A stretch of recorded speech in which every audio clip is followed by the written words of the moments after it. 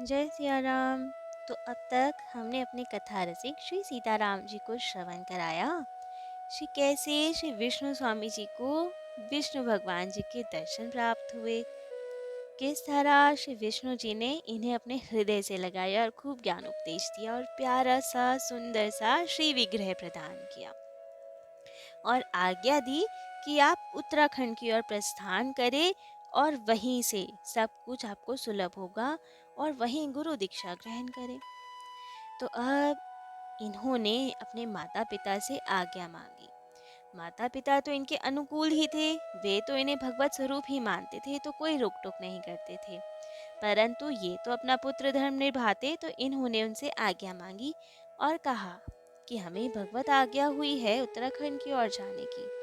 तब उन्होंने सहर्ष स्वीकृति दी और ये चल दिए अपनी यात्रा पे। अब उत्तराखंड की ओर जाते हुए सबसे पहले ये गए बद्रिकाश्रम अर्थात बद्री नारायण जी के दर्शन हेतु। वहां पे तो अब साक्षात इन्हें नर नारायण भगवान के दर्शन हुए। उनका पूजन प्रणाम आदि कर कर ये आगे गए व्यास जी की गुफा में।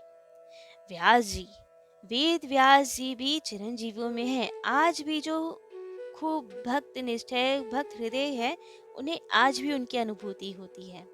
वहीं पे है व्यास गुफा, जहाँ पे उन्होंने पुराण आदि लिखे थे। एक उधर और एक है नैमिषारण्य।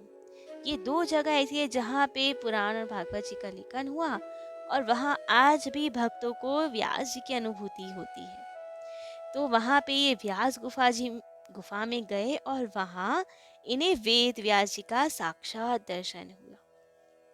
व्यास जी ने इन्हें प्रस्थान त्रयी, उपनिषद, गीता, ब्रह्मसूत्र, समस्त शास्त्रों के रहस्य समझाए, खूब ज्ञानोपदेश दिया।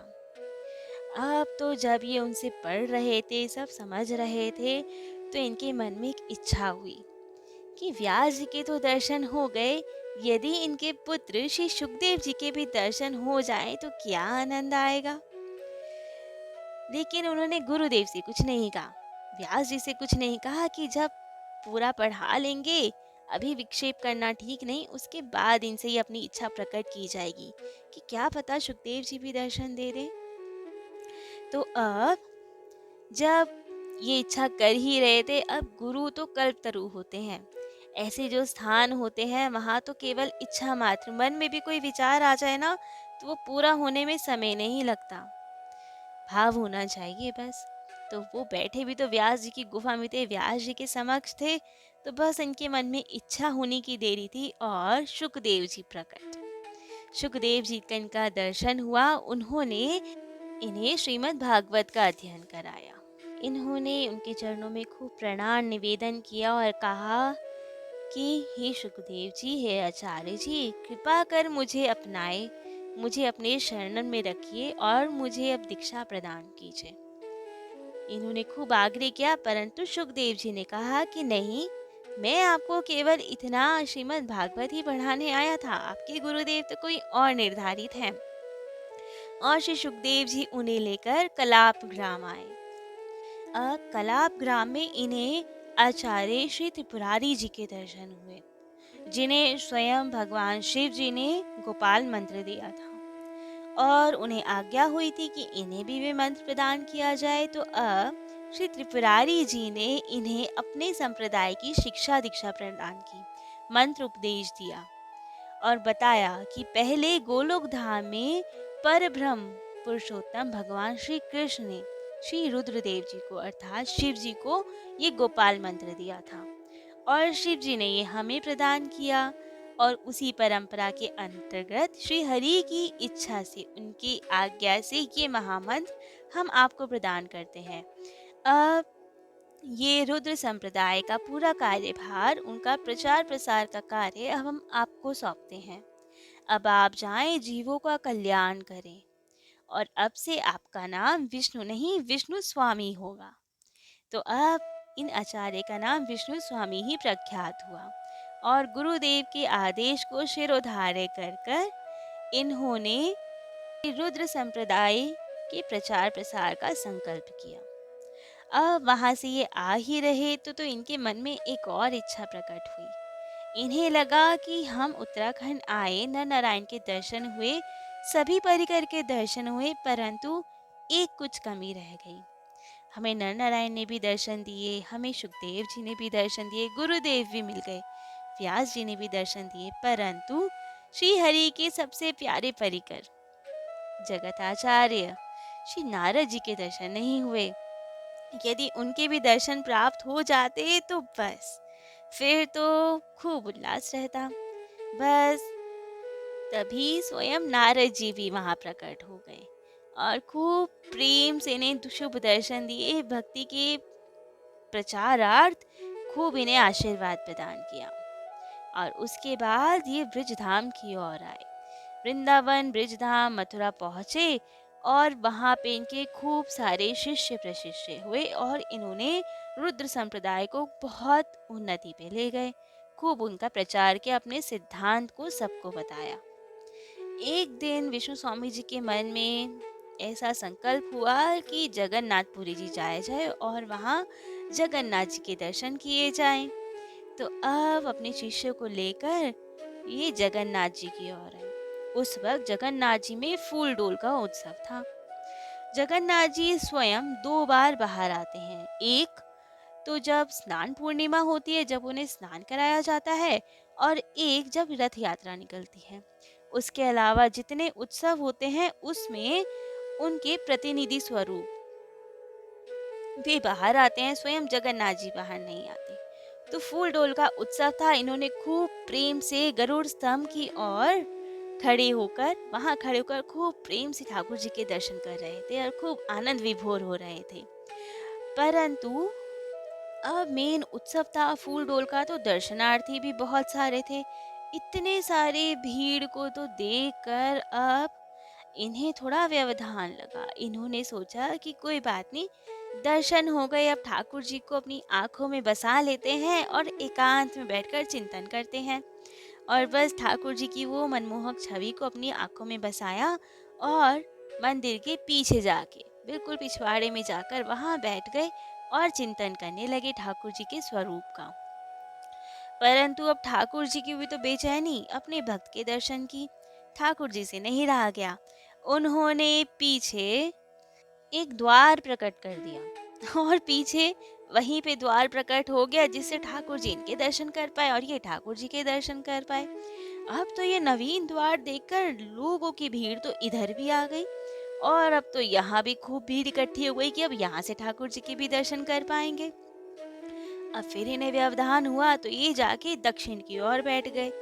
अब ये दक्षिण की ओर बैठे तो ठाकुर जी भी कौन सा कम है, ठाकुर जी ने दक्षिण में भी एक द्वार प्रकट कर दिया और वहां से अब ये ठाकुर जी के दर्शन करे, ठाकुर जी इनके दर्शन करे और खूब आनंद रहा। परंतु जब लोगों को पता चला कि एक और द्वार है मंदिर में जाने का, तो अब तो भीड़ वहां भी भागी और वहां भी असंख्य लोग एकत्रित हो गए। अब इतना भीड़ देखकर तो ये फिर वहां से भी चले और उत्तर की ओर जाके बैठ गए। इनकी अब ठाकुर जी की तो लीला ही ऐसी, उन्होंने वहां पे भी उत्तर में भी एक द्वार प्रकट कर दिया और वहां का भी गेट खोल दिया। अब तो बस ये तो खूब भाव विभोर हुए कि ठाकुर जी हमारे लिए क्या क्या करते हैं। इतने भक्त वत्सल है कि भक्त के दर्शन हेतु हर जगह मंदिर के चारों ओर द्वार प्रकट कर दिए। अब तो भीड़ भी वहां इकट्ठी हुई, परंतु अब सबको समझ आया कि ठाकुर जी इनके दर्शन के लिए, जिससे कि ये उनका दर्शन कर पाए, वो इनका दर्शन कर पाए, इसीलिए हर ओर दरवाजे प्रकट हो गए, हर ओर अब तो इनकी जय जयकार हुई। सब लोगों ने इनकी भक्ति की महिमा समझी, इनको दंडवत प्रणाम किए और इनसे शिक्षा दीक्षा भक्ति के उपदेश प्राप्त किए। और ये तो बस ठाकुर जी को प्रणाम कर कर आगे की ओर चल दिए अपनी यात्रा में, जिससे कि अपना सिद्धांत द्वैताद्वैत इनका सिद्धांत था, अर्थात कि ठाकुर जी ही सर्वस्व हैं और ठाकुर जी की माया कुछ नहीं होती, ठाकुर जी अपनी इच्छा से सब कुछ करते हैं। वे ही चाहे तो सब लय कर दे, विलय कर दे, तो ये इनका सिद्धांत था। और इनका सिद्धांत था अर्चा भक्ति का। इनका वात्सल्य भाव था ठाकुर जी के प्रति। वात्सल्य भाव मतलब कि ये छोटे से लाला हैं और इनको खूब प्रेम से रखा जाए, इनको बढ़िया बढ़िया भोग लगाओ, बढ़िया बढ़िया भजन सुनाओ और खूब सुंदर सुंदर श्रृंगार करो इनका। राग भोग सेवा का इनका विशेष मत था, क्योंकि इन पे श्री विग्रह थे ना, तो सबसे पहले इन्होंने ही ये स्थापित किया था। पौराणिक भक्तों में श्री पृथु जी ऐसे थे, और पृथु जी के बाद कलयुग के भक्तों में विष्णु स्वामी जी थे, जिन्होंने ये अर्चा भक्ति को, श्री विग्रह की सेवा को कैसे सेवा की जाए राग भोग के द्वारा, वो स्थापित की। अब तो ये खूब प्रेम से ठाकुर जी की सेवा पे जोर देते थे। खूब नए नए राग भोग, जैसे अब रामलला जी का भी राग भोग सेवा चल रही है ना, कि अलग अलग कलाकार आते हैं और खूब प्रेम से ठाकुर जी को रिझाते हैं, कभी नृत्य के द्वारा, कभी गायन के द्वारा। तो ये होती है राग सेवा, मतलब अलग अलग रागों में नृत्य गान के द्वारा रिझाना। भोग सेवा अर्थात बढ़िया बढ़िया भोग लगाना, मीठे पकवान, खट्टे पकवान, अलग अलग टाइप के पूरी कचौड़ी खिलाना ठाकुर जी को और उन्हें प्रसन्न रखना। और मौसम के अनुकूल उनकी सेवा करना। अगर गर्मी है तो वैसी ही पोशाक, वैसे ही राग उन्हें सुनाए जाएं। सर्दी है तो वैसे ही इत्र उन्हें लगाया जाएगा, गर्म पोशाकें पहनाई जाएंगी। तो ये होती है राग भोग सेवा, कि मौसम के हिसाब से जैसे हम अपने शरीर को रखते हैं, वैसे ही ठाकुर जी को माने, और वैसे ही उनका भोग भी उसी टाइप का हो, कि सर्दी है तो गर्म चीज़ों का भोग लगाया जाए, गर्मी है तो ऐसा ही भोग लगाया जाए जिससे उन्हें शीतलता मिले थोड़ी सी। तो ये होती है राग भोग सेवा, जिनकी इन्होंने खूब प्रचार प्रसार किया। विष्णु स्वामी जी ने कांचीपुरी में एक अपनी पीठ स्थापित की। इनके लिए नाभादास जी ने लिखा है, विष्णु स्वामी बोहित सिंधु सागर पार करूं।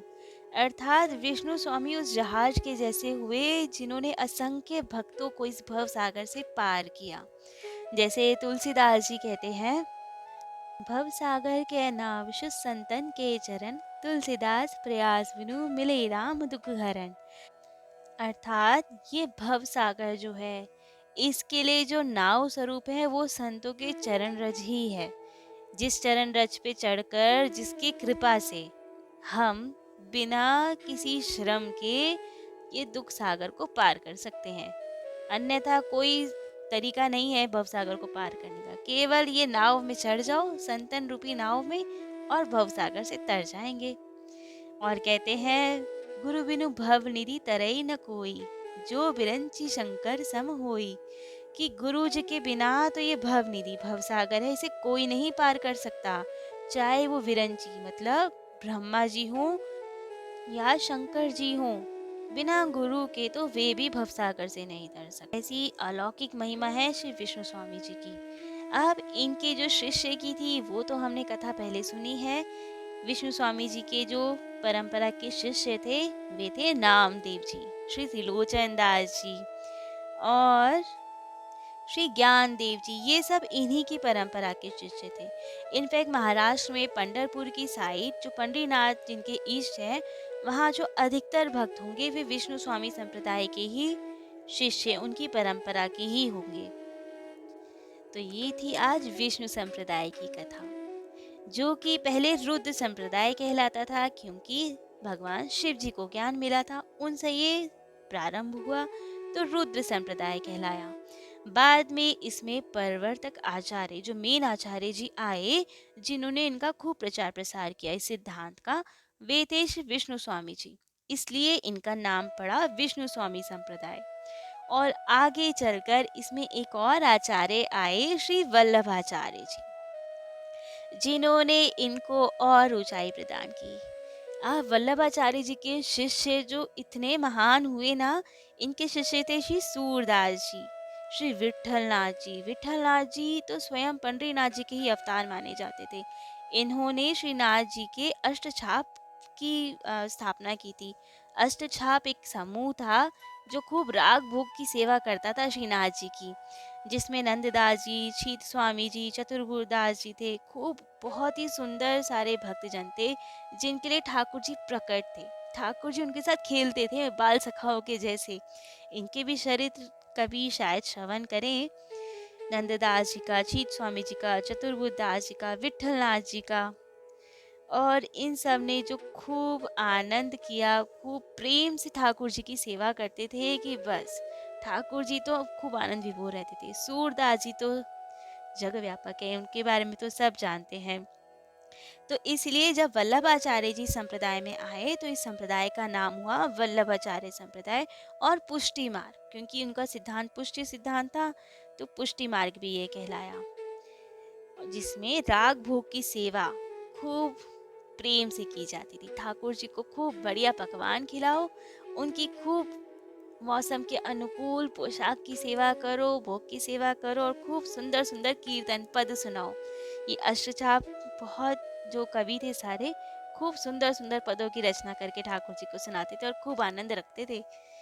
तो ये थी आज की कथा श्री विष्णु स्वामी संप्रदाय की, रुद्र संप्रदाय की। आज के लिए इतना ही। जय जय श्री सीताराम।